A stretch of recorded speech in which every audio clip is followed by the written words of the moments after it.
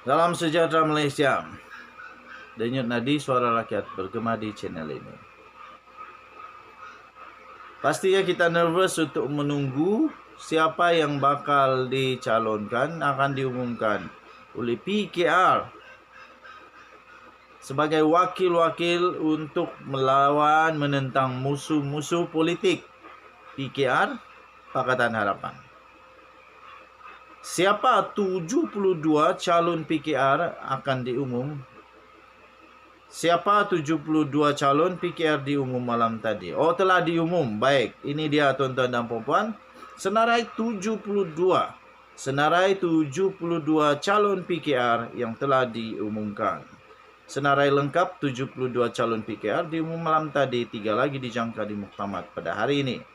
Baki 3 lagi calon PKR untuk mewakili Pakatan Harapan bertanding kerusi parlimen pada PRU 15 dijangka dimuktamadkan pada hari ini.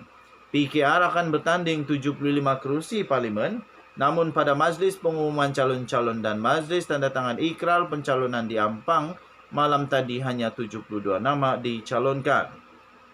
Presiden PKR Datuk Seri Anwar Ibrahim berkata calon untuk baki 3 lagi kerusi dijangka dimuktamadkan hari ini.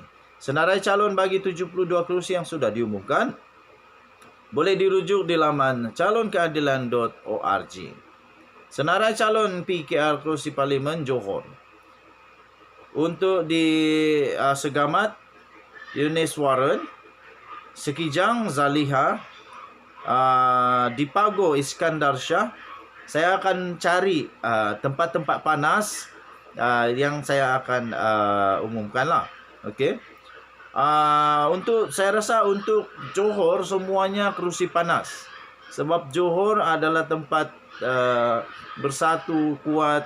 Jadi memang panaslah. BN pun kuat sebab UMNO lahir di Johor. Jadi semua tempat panas di Johor.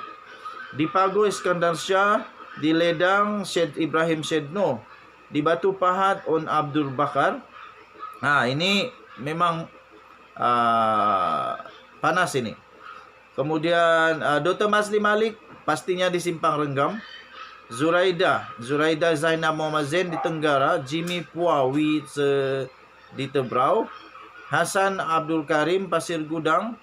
Akmal Nasrullah Muhammad Nasir Johor Bahru. Muhammad Saifaul Arifin di Pontian. Kemudian di Kedah. Ini dia di Kedah. Lawan Mahathir dan Mukris.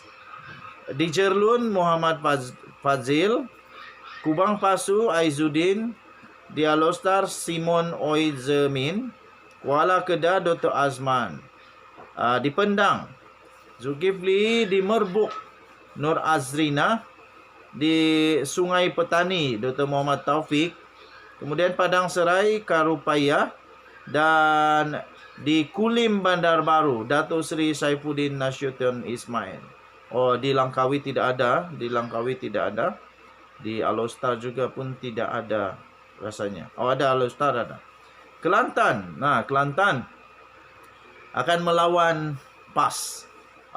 Di Pasir Mas Datuk Husam Musa. Bacok Nur Azmiza. Ketere Rahimi. Muhammad Suparadi di Tanah Merah. Di Macang Rosli Gua Musang Asharun Uji. Di Melaka Tangga Batu Rosna Aluai. Kemudian Hang Tua Jaya Adam Adli Abdul Halim. Negeri Sembilan pula ada Nur Azman di Kuala Pilah. Dan ini dia di Rembau akan melawan Tok Matasan. Kalau Tok Matasan sah di sana. Jufitri Joha. Adakah Jufitri akan menjadi the giant killer? The next PKR giant killer? Dan pastinya Datuk Seri Aminuddin Harun di Port Dickson menggantikan Anwar Ibrahim. Jadi kemudian siapa lagi? Saya akan cari nama-nama yang penting. Semua penting sebenarnya. Di Pulau Pinang disahkan Nurul Izzah Anwar yang bertanding di sana. Kemudian di Perak, di Tambun Datuk Seri Anwar Ibrahim disahkan telah bertanding di Tambun. Pasir Salak Nik Omar. Ini The Giant Killer disahkan akan bertanding di Bagan Datuk. Datuk Seri Samsul Iskandar Muhammad Akin. Dia akan bertanding di Bagan Datuk melawan siapa, Zaid Hamidi. Okey, di Perlis, Selangor pun ada. Okey, jadi kita akan cari di Selangor. Okey, di Gombak akan melawan Azmin di Gombak. Datuk Seri Amiruddin Syari confirm, sudah ditulis di sini. Sudah confirm. Jadi bagaimana pula di tempat yang lain? Saya akan cari tempat-tempat yang okey. Datin Sri Wan Aziza Bandar Tun Razak. Bandar Tun Razak dia akan bertanding di sana sekali lagi. Jadi itulah 72 nama, senarai nama calon-calon PKR yang diumumkan. Selamat maju jaya kepada PKR.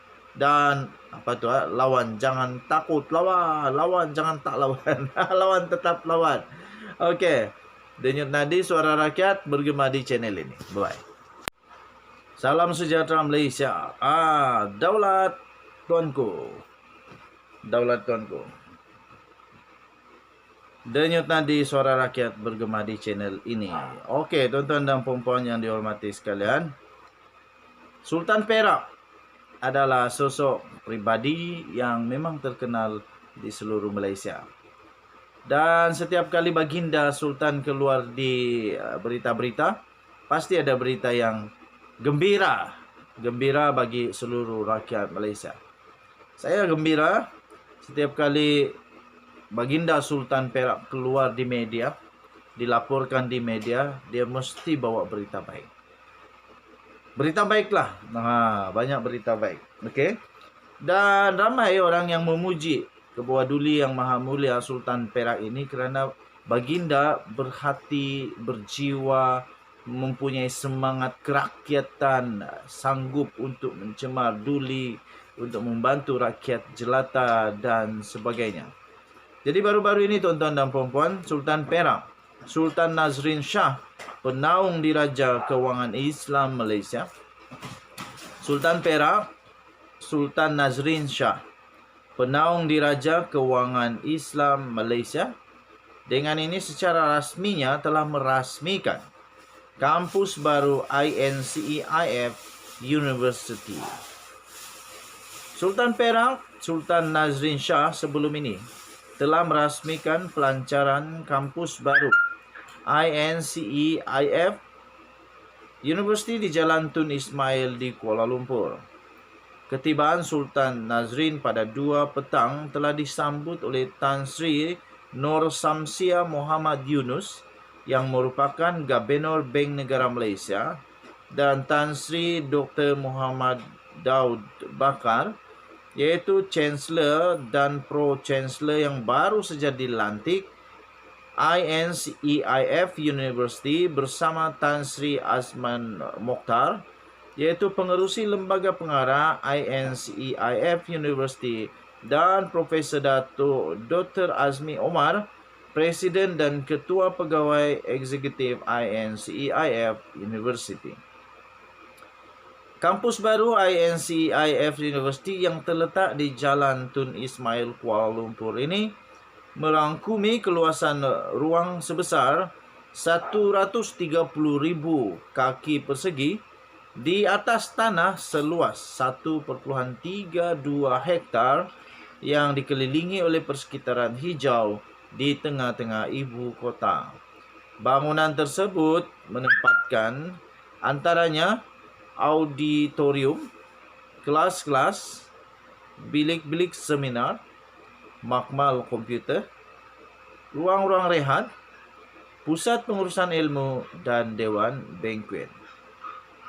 INCEIF University merupakan pusat khusus yang menyediakan pendidikan dan latihan dalam kewangan Islam. Sepanjang penubuhannya selama 16 tahun, pusat ini telah berkembang menjadi universiti sepenuhnya.